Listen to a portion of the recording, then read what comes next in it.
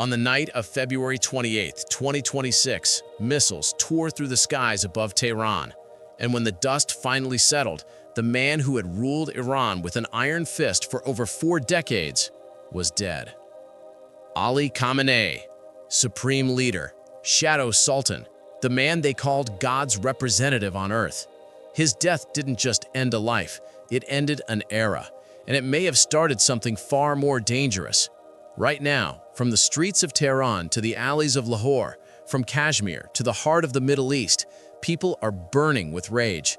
Some are calling for revenge, others are openly celebrating, and the world is watching, holding its breath, wondering what comes next.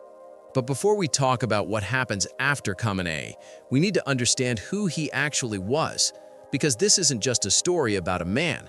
This is a story about power, ideology, obsession, and what happens when one person decides they alone know the will of God. This is the story of the boy born in the dusty lanes of Mashhad, who grew up to hold the fate of 90 million people in his hands. Let's go back to the beginning. April 19, 1939, Mashhad, Iran, a city of pilgrims, prayers, and poverty. In a modest cleric's home, a boy named Ali was born into a world of Quranic verses and simple living. No electricity in the mind, only scripture. No ambition in the walls, only faith. But outside those walls, Iran looked nothing like what it would become under Khamenei. This was the Iran of Shah Mohammad Reza Pahlavi. Western music, nightclubs, women in miniskirts. Paris had come to Persia. Young Ali would walk to his religious school in worn-out sandals, holding Islamic texts, dressed in traditional clerical clothing.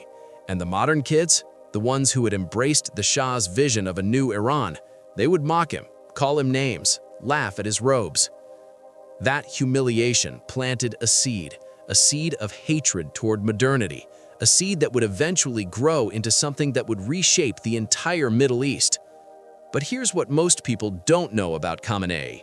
Behind the hardline cleric, there was a poet. In the dark silence of prison cells, where he was locked up multiple times for opposing the Shah, Khamenei would write poetry, ghazals, verses about longing, about faith, about the soul. He was among the rare clerics who would sit with artists and intellectuals and discuss literature. The same hands that wrote gentle poetry in prison would later order the silencing of those very artists when he came to power. That contradiction, the poet who became a tyrant, is the key to understanding everything about Ali Khamenei. His entire political life was shaped by one man, Ayatollah Ruhollah Khomeini. When Khamenei arrived in the holy city of Qom as a young cleric, Khomeini was already on fire, preaching that Islam and politics were inseparable, that the Shah was a puppet of the West, and that a revolution was not just necessary, it was divine duty. Khamenei became Khomeini's most devoted disciple. He was beaten, tortured, imprisoned 6 times, but he never stopped. He would stay up through the night writing anti-Shah pamphlets, distributing them outside mosques at dawn, risking everything. And when the revolution finally came in February 1979, when the Shah's government collapsed like a house of cards and Khomeini returned from exile in Paris, Khamenei was right there, his most trusted lieutenant, his right hand. He helped build the Islamic Revolutionary Guard Corps, the IRGC, officially a military force to protect the new republic. In reality, a loyal army designed to protect the revolution itself and crush anyone who dared question it. Then came the event that would define Khamenei's true character. The year was 1988. The Iran-Iraq War was winding down. Iranian prisons were overflowing with political prisoners, dissidents, activists, members of opposition groups. Khomeini issued a secret fatwa, a death sentence for anyone deemed an enemy of the Islamic State. Khamenei was president at the time. Under his watch, death commissions were formed, and over the following weeks, in the prisons of Tehran and across Iran, thousands of people were executed. Some estimates say more than 5,000, others say far more. These weren't soldiers, these were teachers, students, pregnant women, teenagers, people whose only crime was daring to imagine a different Iran. The bodies were loaded into trucks and buried in mass graves outside the city. No trials, no witnesses, no mercy. Khamenei called it God's justice for traitors. This massacre cleared the path. When Khomeini died in June 1989, Khamenei, despite lacking the religious credentials traditionally required for the position, was appointed supreme leader. And from that moment on, the poet was gone. What remained was the tyrant.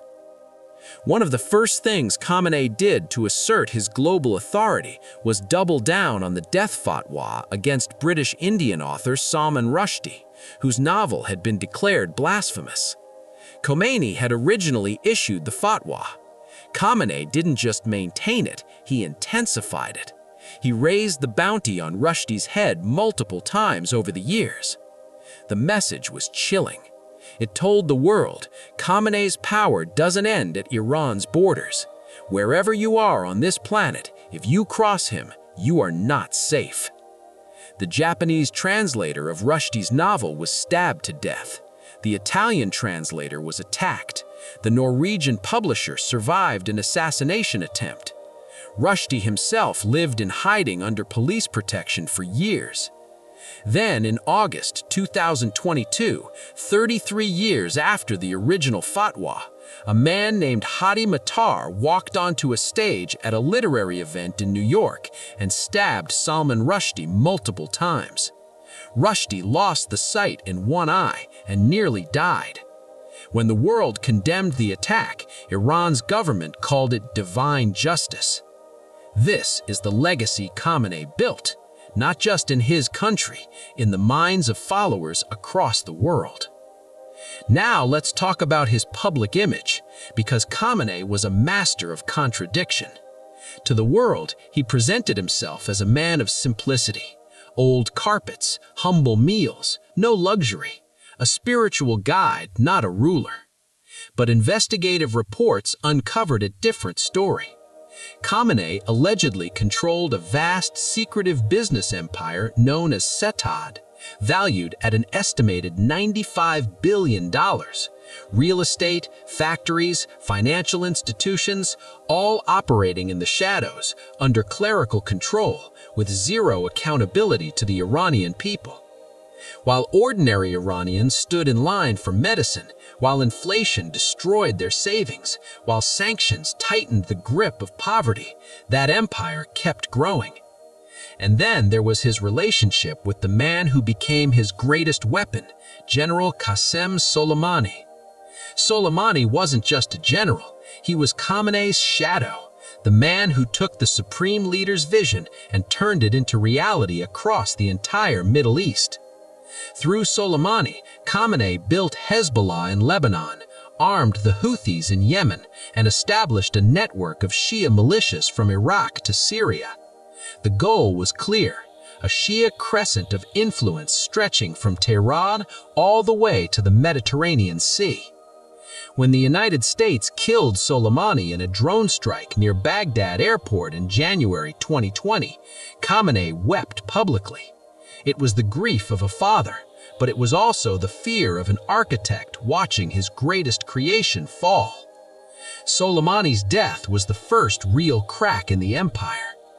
The second crack came earlier, in 2009, the Green Revolution. Millions of Iranians took to the streets after a disputed presidential election. Young people, women, students. Their chant echoed across Tehran, "Where is my vote?" Khamenei's response was delivered from the pulpit of Friday prayers.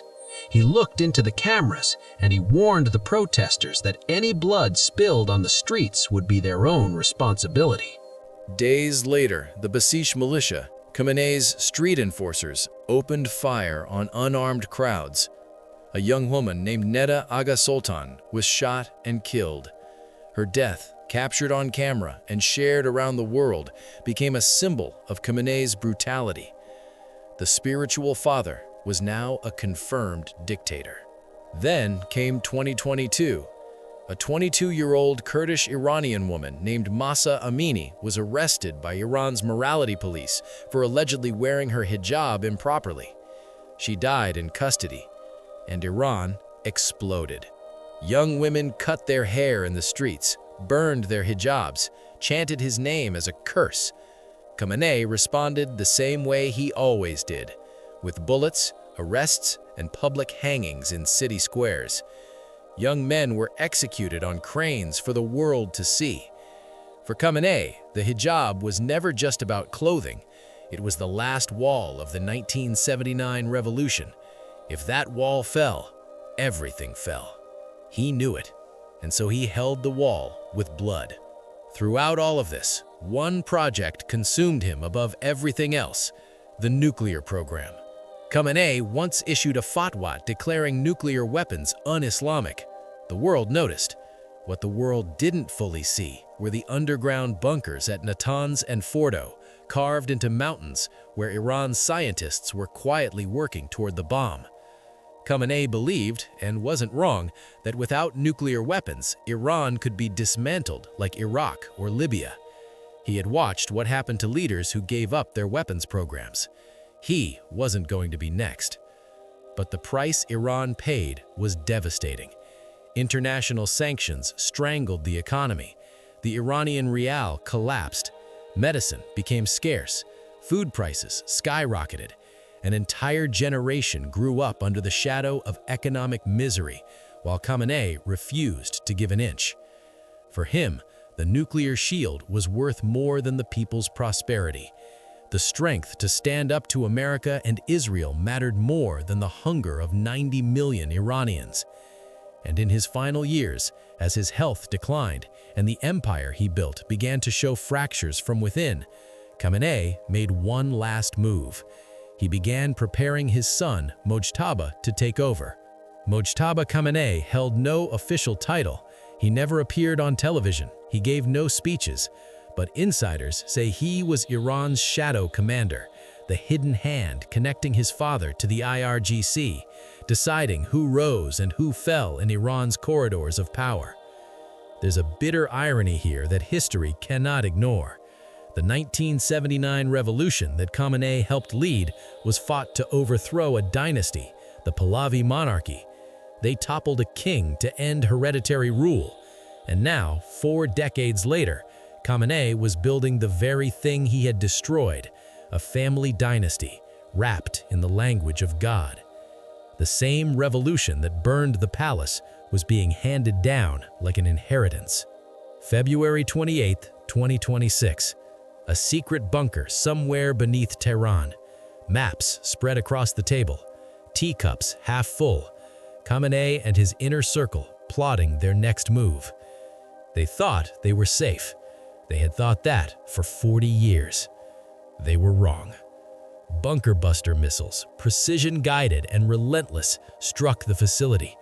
The security apparatus that had kept Khamenei untouchable for decades collapsed in seconds.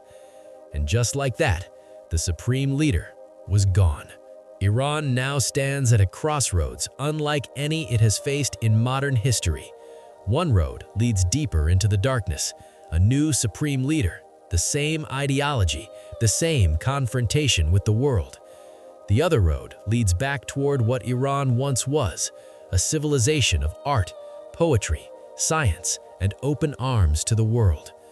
Reza Pahlavi, son of the Shah Khamenei helped overthrow, is now being spoken of as a symbol of hope by those celebrating in the streets. But here's the cold reality.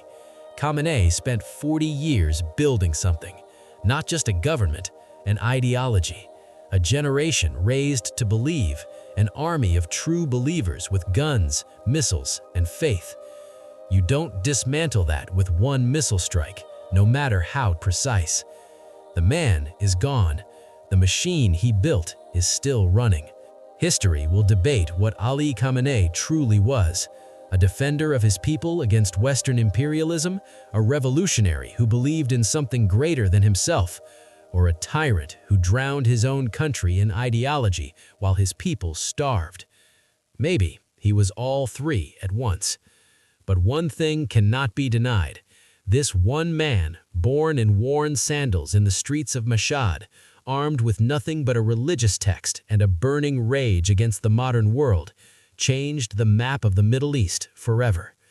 He outlasted presidents, survived assassinations, weathered revolutions, and defied the most powerful nations on earth for 40 years. And in the end, it took a missile to stop him. The question now isn't who Khamenei was. The question is what happens to the world he left behind. This has been the story of Ali Khamenei.